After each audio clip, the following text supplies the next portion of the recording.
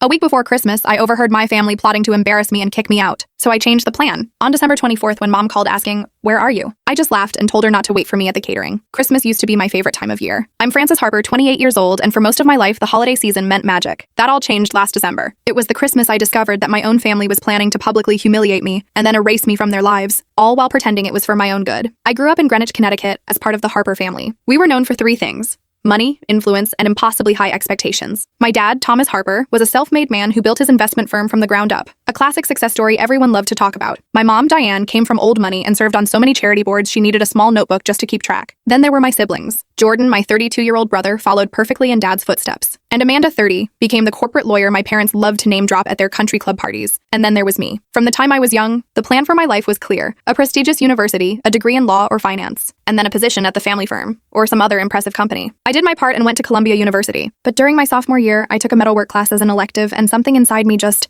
woke up. For the first time, I felt truly alive, creating things with my hands. By my senior year, instead of applying to law school, I was selling my own handcrafted jewelry at campus events. The family backlash was swift and severe. My dad didn't speak to me for 3 months. My mom scheduled informational interviews with family friends who worked in law firm recruitment. My siblings cycled between awkward silence and lectures about how I was throwing my life away, but I didn't back down. After graduation, I used my savings to rent a tiny studio apartment in Brooklyn and set up my first workshop. I lived on ramen noodles, worked 16-hour days, and slowly, painstakingly, built my business, Francesca Designs, from nothing. 5 years later, my pieces were being carried in boutiques across New York and New Jersey. I was finally making a comfortable living doing what I loved. My family, however, never saw it as a real career. At every gathering, the script was the same. Mom would sigh and ask, "So, you're still doing that jewelry thing?" Dad would follow with, "When you're ready to get serious about your future, you know where to find me." Jordan would offer to look over my books as if I were a child playing store, and Amanda would periodically email me job listings for executive assistant positions, as if my degree and 5 years of running a business counted for nothing. Christmas at the Harper house was a particularly spectacular production. My parents' colonial mansion had 6 bedrooms,